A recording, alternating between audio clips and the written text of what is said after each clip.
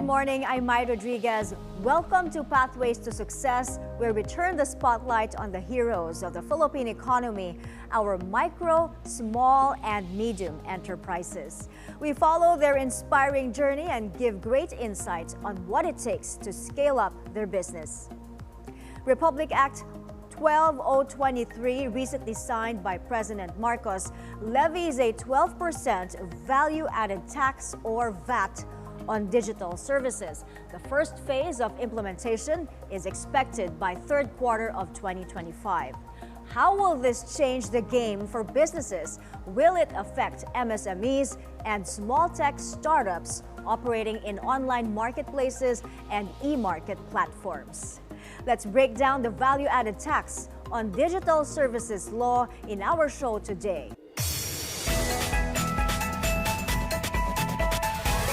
We have legal expert Pol Sangalang to share key insights on how it will shape the future for businesses.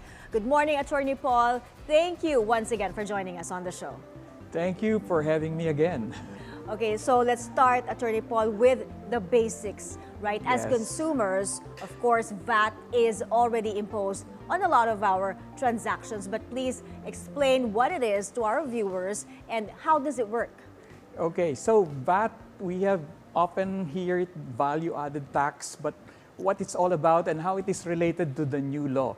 First of all, before we understand what was recently signed into law on VAT on digital services, we must understand what VAT What is. VAT is, yes. VAT is a business tax. So if you are into business, you sell products or services, you do trade, you are charged, as a general rule, 12% VAT. Now, the feature of VAT is that you can pass it on to the consumer so that the business owner does not have to shoulder the VAT. The business owner would then remit the 12% to the BIR as part of the tax compliance requirement. Now, we often hear VAT and non-VAT. When a business is non-VAT, then it's subject to another tax. We have the 3% percentage tax on businesses that are not VAT registered, and then the 12% for VAT registered. Each of these scenario has their advantages and disadvantages. Of course, if you are a business charged with VAT, what about that 12%? It's a hefty amount. But the thing is, under the VAT system, there is what we call an input VAT or an input tax and an output tax. So it's This a little is bit under the VAT. Yes. Okay. It's a little bit complicated. The output VAT is the 12% that you can pass on to consumers or to the end users, to the buyers. But then because you're a business yourself and you have suppliers and contractors that's also charging VAT to you, we call that input VAT. So what the VAT that is passed on to you, the 12%, you can deduct that from the VAT that you charge on to your buyers and consumers. So resulting in hopefully a lower, mag-zero-zero yan. yes, resulting in a lesser amount to be remitted to the government. So it's not the entire 12%, and that's the beauty of VAT, because it encourages businesses to transact only with VAT registered enterprise, yes. because they're going to get all those VAT receipts for the input VAT deductions. So para napupunta rin sa tama yung taxes mo. Yes. Okay. Ideally. Ideally. Okay, so but VAT is added at each step of the supply chain with Yes. the final consumer Yes. still paying for it. So tell us, Attorney, what are the general principles of value-added tax? So aside from that, we have to know that the general rule, we have a threshold. Under the current law, there's a 3 million threshold. If your gross annual income is at least 3 million per year or per annum, then you are required to be VAT registered. And if not, then you can opt to be non-VAT. If you are non-VAT, then you are subject to the 3% percentage tax. Now, even if you are not required to be covered by VAT because your sales or your revenue is less than 3 million, you still have the option to register under VAT because, as I mentioned, there are advantages if you are VAT registered because Yes. some There are deductibles. some businesses would only transact with VAT registered suppliers and contractors. And also that, okay. But what is the process for businesses when it comes to applying and handling VAT? How do you go about it? So the normal thing is you collect all your VAT receipts that were you collected it from your contractors and suppliers, and then you also have your receipts that you send to your customers or buyers. You total your output VAT and you subtract it from your total input VAT, and that amount is your VAT remittance. You remit that to the government every quarter. So that's your obligation as a taxpayer, and so that's the system now. Now, what happens with this new law? The VAT on digital services yes, law. the VAT on Okay. digital services. Now, according to So who are required to comply with this law and who are exempt? well, if you're going to read the law, it defines who are the digital services providers. And what are digital services? So first of all, let's be clear. What are digital services? Digital services are any products or services that is sold over the internet or other electronic or cyber platform, but essentially under an automated system. Give us examples. Sino yung mga to, attorney? Like when you download an app and there's in purchase, you buy and there's no human intervention. There's just a price and then you click and then you use your whatever payment facility you have, credit card or other wallets, and then you pay without any human intervention. Okay. So you subscribe, for example, to movie streaming, the streaming services, yes, the shopping apps. Yeah, shopping apps. Yun ang covered. Also, we have advertising and Yes. marketing app, like in Facebook and other social Right. media when you do the targeted marketing. These are digital Yes. services. Okay, so much more to talk about. We will delve into that some more after the break. Up next, we will look into the VAT on digital services law and who will be most impacted by this. Stay tuned.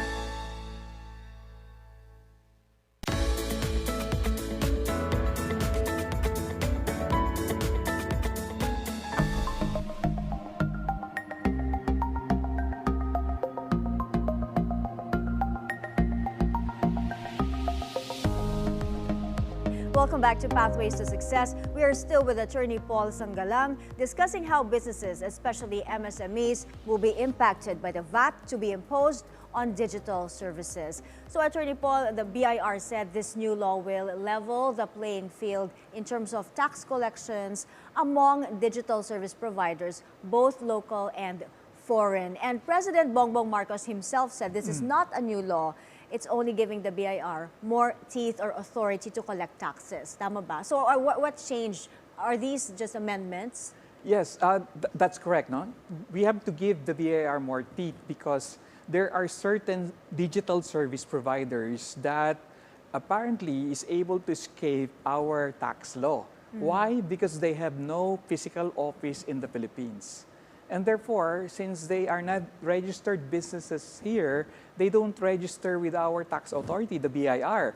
And what they do, they sell services, they sell products to Filipino consumers without being subjected to tax. So it's like they're an underground economy. Now, because of modern technology,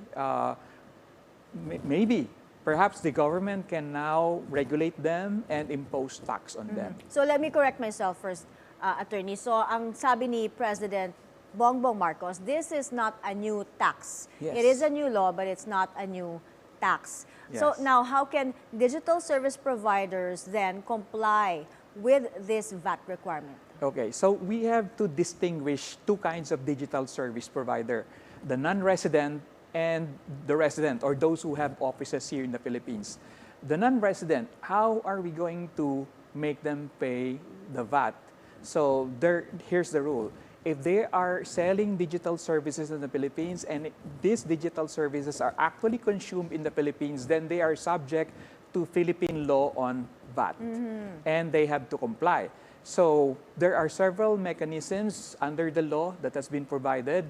One is that they have to register with our BIR. So if you're a foreign entity, you don't have any registered business in the Philippines, you want to sell to the Filipino community, you want to generate income here, you have to register to a certain platform that will be provided by the BIR. And if the BIR catch you that you're not complying, you're not paying VAT, they can report you to the Department of Information and Communication Technology or to the NTC, National Telecommunications Commission, and they will block you. Okay. So this, in effect, levels the playing field. Yes. And this will also benefit our local enterprises, our Filipino businesses. Who else will benefit from it? So yeah, it's good that you mentioned that, because the primary group that will be benefited are those that are being subjected to VAT already. The Filipino, the local digital service providers that are already subjected to VAT, but they are, in terms of competition, in terms of price war, they are at the losing end, because foreign companies can sell their digital Without services without the VAT. So they're selling it at a lower price. So they're being eased out of the competition. So they're the primary group that's going to be benefited. Second is, of course, the government. The government expects around 80 billion per year of additional tax revenue from this stricter enforcement of our VAT law. And this can redound to social welfare. Okay. So, but this new law, ano naman ang impact doon sa consumers? Oh, yeah. So, if you're a consumer and you are benefiting from the lower prices that you're getting from this non-resident digital service provider, you would have to pay a higher price, because So ultimately nga, it's the consumers paying higher prices Yes. kasi pinapasa sa kanila Yes. yung added expenses Yes. ng businesses. correct, because the VAT is a pass-on law that can be passed on to the end users or to the ultimate consumers. So that's the negative effect. Also, if you're not a consumer, but if you're also a business enterprise, and you have contractors or suppliers that are not VAT registered, they're, for example, they're supplying you with app or software or digital services, and they're based abroad, not in the Philippines, then you would have to contend with higher prices, because now they have to sell you the same services with an additional 12%. Of course, many MSMEs rely on digital platforms for Yes. their operations. Ano. What are the pros and cons for them, for MSMEs? So, okay, let's be concrete. E-marketplaces like Shopee or Lazada. So we have local sellers, online sellers, and we have sellers that are not based in the Philippines. So based on the price difference, now our local seller can compete better, because the foreign sellers will have to be charged with VAT. No? Now the e-market like Lazada and Shopee are now required to impose VAT on those foreign On their entities. suppliers, Yes, the foreign Chinese, for sellers. example. Okay. Yes, that are selling their prices. They are now the one obligated to charge VAT on whoever is going to sell in their platform. Otherwise, they will be blocked, no, if they do not comply, the suppliers. Foreign Not only the suppliers. suppliers, but even Shopee or Lazada will be blocked if they fail to The comply. platform itself The platform will be itself will be blocked blocked. by the BIR. Explain to us, attorney, ano yung mga broader economic benefits from this new law? Well, number one is additional taxes for us, additional revenue that can be used by the government for its projects. Second is a level playing field. for Filipino and local digital service providers, so that they don't have to compete in terms of prices against foreign suppliers or digital service providers. So basically, that's the main benefit. But there's a lot of complications ahead, because there is still no implementing rules and regulation. And we still have to see how exactly will this law How will this be implemented? Yes. Will they really That is block, the question. Will they really block these e-markets, these platforms, if they are found to be not complying with the law? Will they really do that? We will wait and see, attorney. Yes. Okay, until the IRR, no? Well, like any new regulation, there may be some misunderstanding or misinformation. So what are the most common misconceptions about the VAT on digital services law? Well, number one, the misconception is that it's a new tax. It's not. It's not a new tax. It's not a new tax. VAT has been here with us for a long time already. It's just a matter of implementation and coverage. So anyone who sells digital services are covered by VAT, because if you sell, if your annual gross revenue is at least 3 million, whatever service or product you sell, you're covered by VAT. So it doesn't really matter whether it's a digital service or a non-digital service. It's just that because of the limitations of our law in terms of technology, enforcement, and mechanism, that a lot of sellers or providers are not being taxed. They're not exempt from tax. Because they're earning from the Philippine community, so they should be subject to tax. Maybe this is just the government's way of trying to find fair ways to tax these services, Yes. because the digital economy keeps growing. So, to introduce this new law to the Philippines, the VAT on digital services law, ang sabi po kasi ng news reports, this is expected to generate an additional 105 billion pesos in revenues in the first 5 years of implementation. So explain to us, why was it important to implement this law here in the Philippines? Because we are not the only country doing this. Our neighbors and other countries have been imposing this in their system. Probably because they have the technology to do so. They can block sellers, online sellers that do not comply with their tax law. And the Philippines is lagging behind. So we're losing on the opportunity to get additional revenue like our foreign neighbors are doing right now. So that's one thing we have to do. But then another thing is that VAT is really a better tax than other forms of tax like income tax. So if you're a business, you pay 2 taxes, income tax and VAT. Now, VAT is a tax on consumption. The more transactions that you have, the higher the revenue. So in terms of enforceability for the government, it's much simpler to collect VAT than to collect income tax. Okay, Attorney, what is the government agency that is supposed to supervise the effective implementation of this new law? Because, di ba, to effectively implement it, dapat i-upgrade din natin yung technology natin. Because how would you block all the foreign providers kung hindi mo sila effectively, if you're not effectively monitoring them? Yes. And So there's no way or capacity to effectively monitor. yes. So in this law, there is a new concept called reverse charging mechanism. So if you are a VAT-registered entity, you are required now. For example, our law firm is a VAT-registered entity, and we are subscribing to some apps that are provided to us by a non-resident digital service provider. This time, we have to tell our suppliers and our contractors that we cannot pay you in full. Under the new law, the BIR is requiring us to withhold 12% from our subscription fee. And this 12% from the subscription fee, we have to remit it to the BIR.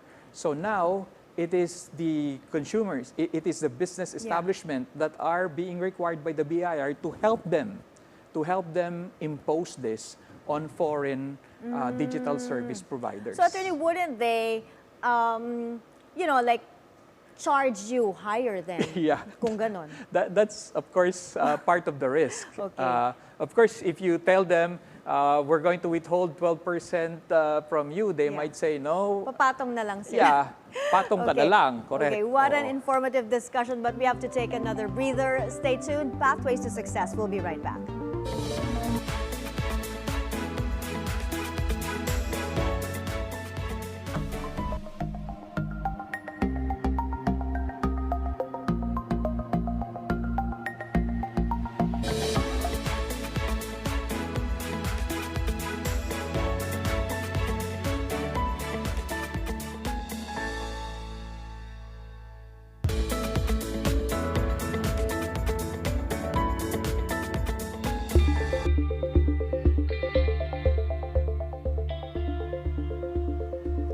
Welcome back. Here's some news for our MSMEs. The country's largest business group is pushing for more efforts to lower the cost of doing business, saying this is critical to attracting investors and promoting growth. The Philippine Chamber of Commerce and Industry says that while the ease of doing business law provides a mechanism for small businesses to combat red tape, more improvements are necessary.